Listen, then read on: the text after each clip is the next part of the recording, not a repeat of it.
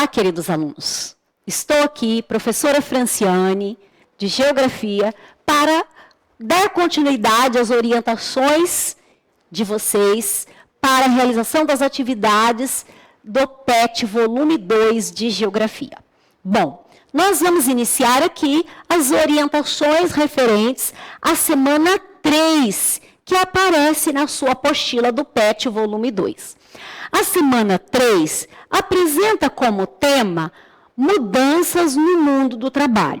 Isto é uma continuidade daquilo que já foi abordado na semana 2. Você deverá ler o texto com atenção, com cuidado e ir fazendo ligações, relações com aquilo que você já aprendeu na semana anterior, certo? Nós vamos ver que o texto apresenta o seguinte tema: desemprego no campo e na cidade. Isto fala de mudanças que vêm ocorrendo. Será que atualmente nós temos mais desemprego no campo, nas áreas rurais? Mais desemprego nas cidades, nas áreas urbanas? Como que está isso? Depois você vai para a seção para saber mais. Você deve clicar no link que está lá. Este link vai abrir um breve vídeo no YouTube para você. O vídeo vai falar um pouco também sobre esse desemprego no campo e na cidade. Depois de feitas estas etapas, vamos começar as questões desta semana 3. Vamos ver o que precisamos. Na atividade de número 1, pesquise a definição de subemprego e anote alguns exemplos. Você conhece alguém que trabalha nessas condições? Relate. Defina subemprego. O que é subemprego? Emprego, eu creio que você já tem uma compreensão. Sub é um termo que se refere àquilo que está abaixo. Abaixo. Ou seja, a pessoa trabalha, mas ela tem algo que está considerado abaixo do que é o emprego.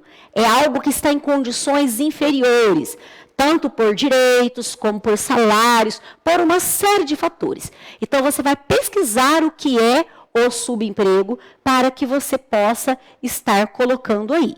Você organiza, veja que a questão de número 1, ela tem 2 etapas. Então, você lista isto, você escreve. É fácil, tá bem? Fácil de fazer, organize, escreva com bastante atenção. Número 2, observe a charge. Temos aí uma charge da Mafalda, a personagem criada pelo Quino. E a Mafalda é uma personagem que gosta muito de geografia. Eu não sei se você sabe, mas o Quino, o autor da Mafalda, que veio a falecer nesta semana passada, ele criou esta personagem para tratar de muitos assuntos de ordem, de geopolítica, da geografia em geral. Você vai ler esta charge, é uma história curtinha, onde a Mafalda fala e pensa, ela com ela mesma, e abaixo você vai ver a orientação que diz o seguinte: qual é a relação da charge com o que foi estudado?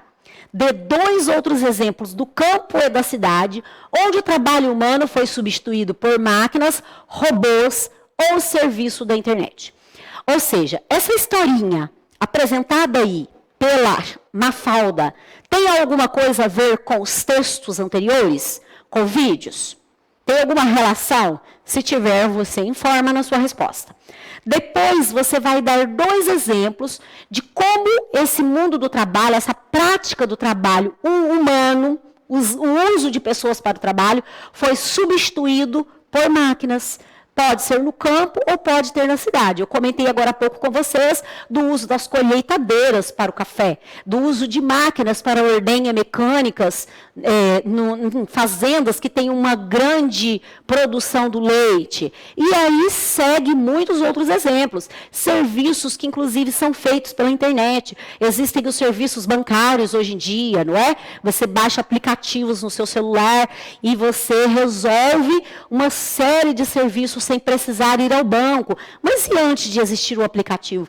E antes da popularização da internet e dos celulares? Como que eram feitos isso? Você pensa um pouco, coloque 2 exemplos, certo? Vamos observar agora 2 imagens para respondermos as atividades 3 e 4. São 2 fotografias. A primeira, que está do lado esquerdo, ela está inclusive em preto e branco, porque ela é uma imagem mais antiga, no período que a câmera fotográfica só fazia fotos em preto e branco. Nós temos aí as chamadas ruas de café, com grande número de trabalhadores. É a colheita de café, lá no início do século XX, era um trabalho todo manual no Brasil. As pessoas usavam poucos instrumentos. Eram peneiras, rastelos, os chamados panos, que era um material feito de nylon. Enfim, o trabalho era basicamente manual para fazer a colheita do café. A imagem 2 já mostra uma colheita do café atualizada, do ano de 2019. Também mostram as ruas de café, só que agora já existe a máquina chamada colheitadeira. Ela já passa envolvendo toda a árvore, o arbusto da planta do café, e ali vai precisar basicamente de 2 funcionários. Um para pilotar a máquina e outro para organizar a colheita, os grãos, para ir entrando nos sacos da colheitadeira. Bom, depois que você observar, temos também imagem 3 e imagem 4.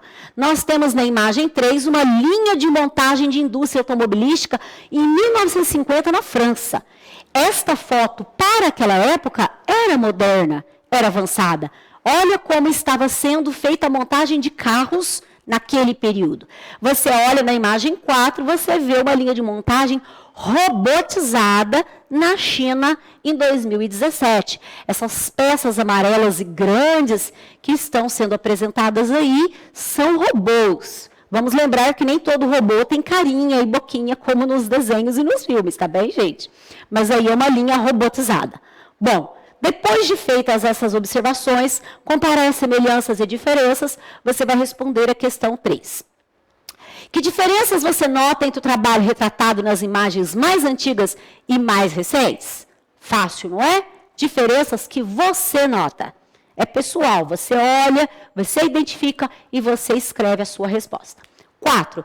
Quais são as vantagens e desvantagens da substituição da mão de obra humana por máquinas e robôs?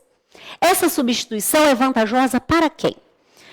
Então, existem vantagens e desvantagens.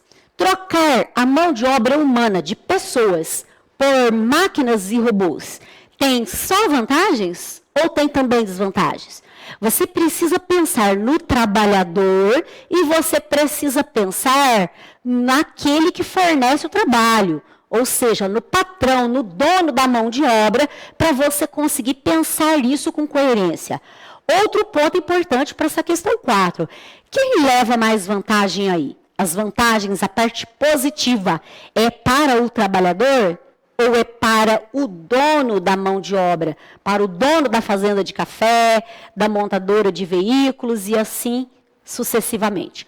Organize, as respostas não estão difíceis, vai ser fácil. Atividade número 5 e última desta semana. Tem um gráfico para você.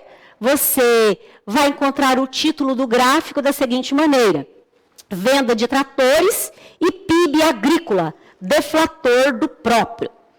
Produto interno bruto, na área agrícola. Então, o gráfico vai falar sobre venda de tratores e outros equipamentos que caminham junto ali com o trator. Depois de observar do gráfico, você vai pensar no seguinte enunciado. De acordo com o gráfico, qual foi o ápice de venda de tratores no Brasil? Porque o uso do trator no campo está diretamente ligado ao aumento do PIB agrícola. Vamos lembrar que a palavra ápice indica o melhor momento, o momento mais alto. Qual foi o ápice dessa venda de tratores no Brasil? Quer dizer, em que época, em que situação lá houve o maior crescimento de venda de tratores no Brasil? E o que isso tem a ver com o crescimento do PIB agrícola? Ou seja, da produção maior agrícola no Brasil. Tem relação? Não tem relação? Se tem, você organize a sua resposta. Como que se dá isso aí? Depois de terminar, você confere se de fato estão prontas todas as 5 questões, as iniciais com maiúscula, as suas pontuações. Desejo que você vá avançando no seu aprendizado e até a próxima semana.